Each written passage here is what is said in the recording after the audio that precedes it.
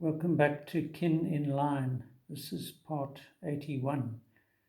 I'm on the Evening Post in Port Elizabeth as a reporter, and on one occasion I went with a photographer to the harbour where this boat that somebody had made was going to be lowered into the harbour. So there wasn't much of a story. I really just had to write a bit of a caption, get some details. So while we watched this saga unfold, I sketched the thing hanging from a crane or a couple of cranes. In the background, you can actually see, I think, a container crane. But anyway, I followed the course of this operation, sketching in my notepad again. So this is from the other side. You can see the gadgets, bollards or whatever they're called. Yeah, it's getting closer to landing it up in the drink, not falling, I hope.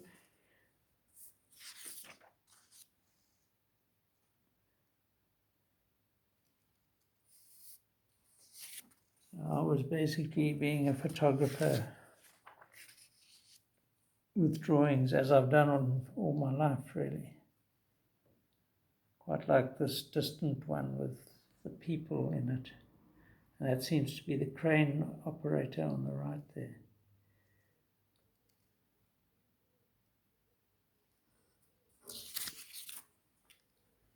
There's another quickie. It's very close to touchdown. And then I must have had this paper. I can't even remember doing this. Must have had this with me at the same time.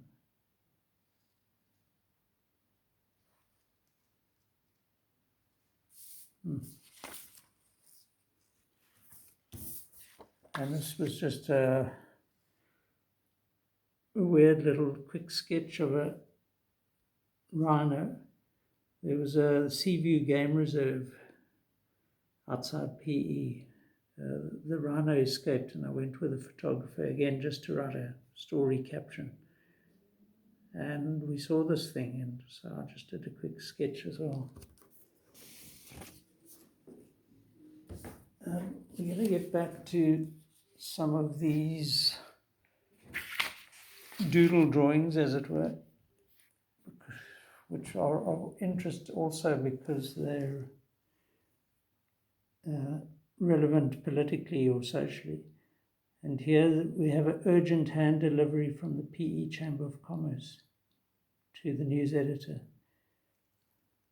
which is not this guy. But anyway, so the PE Chamber of Commerce was heavily involved in negotiations with the UDF, particularly when they started a consumer boycott. And obviously the Chamber's members were suffering.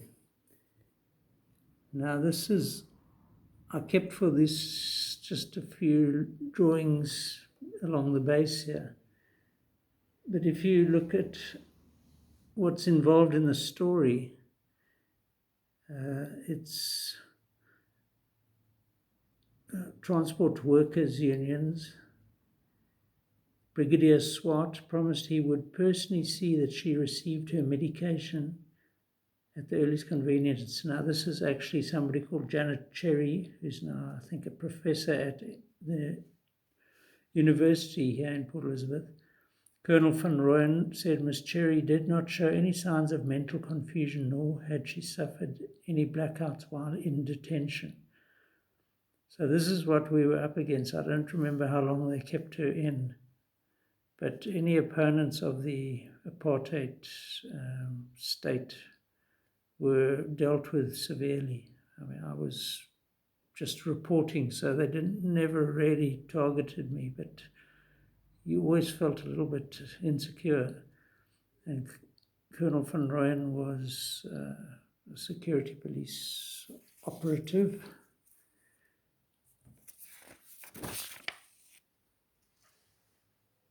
Okay, so if I tap on that, it should focus.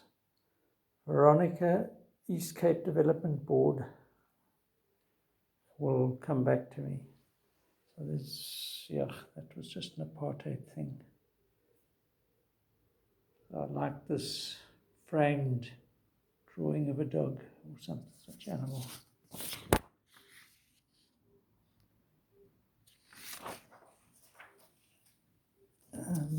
Here's another large.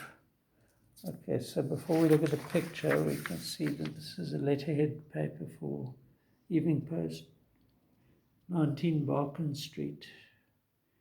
Telephone cables. So this is from the old days of sending a cable, and then telex. All of that's now redundant.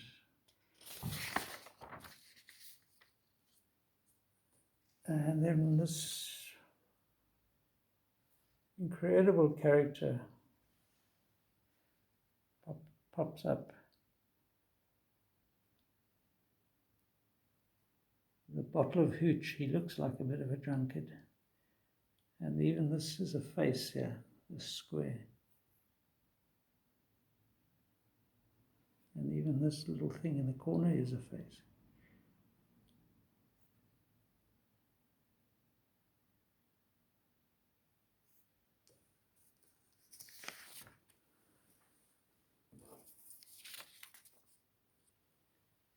Okay, another self-portrait with amazing physique.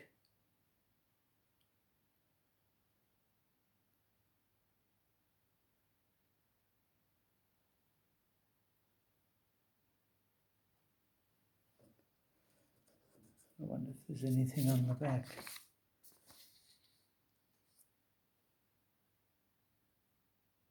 No, it's about a musical, which I suppose is important to some. This is quite a historic thing, considering that that is the logo or whatever of the National Party, the Kruithoring. It was sent by hand, so this was obviously an important thing they were trying to get me to write about. And then I just kept this for those nose locking people. Oh, and I did a little sketch on the back here as well.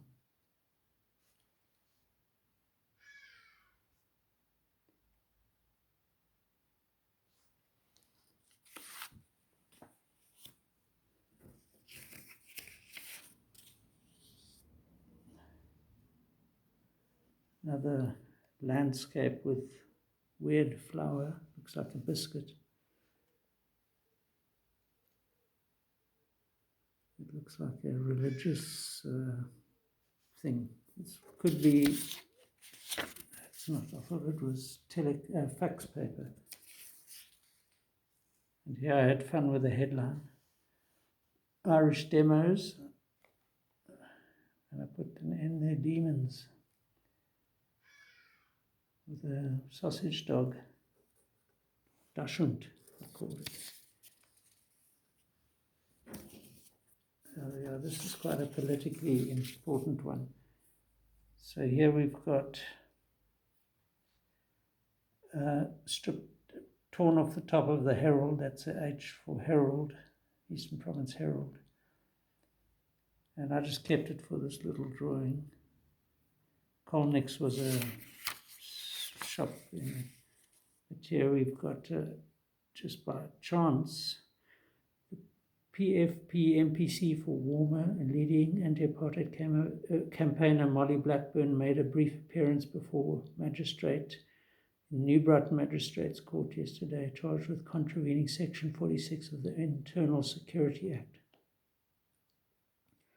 Alleged to have attended an illegal gathering at the Dan Keke Stadium in Zweden.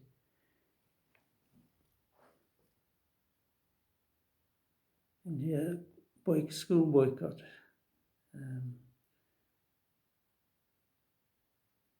These were fraught times, really.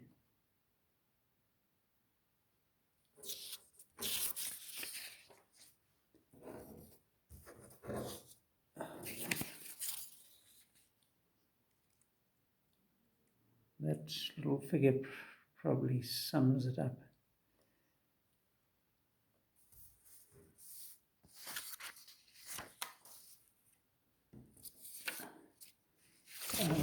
This was an important document as well.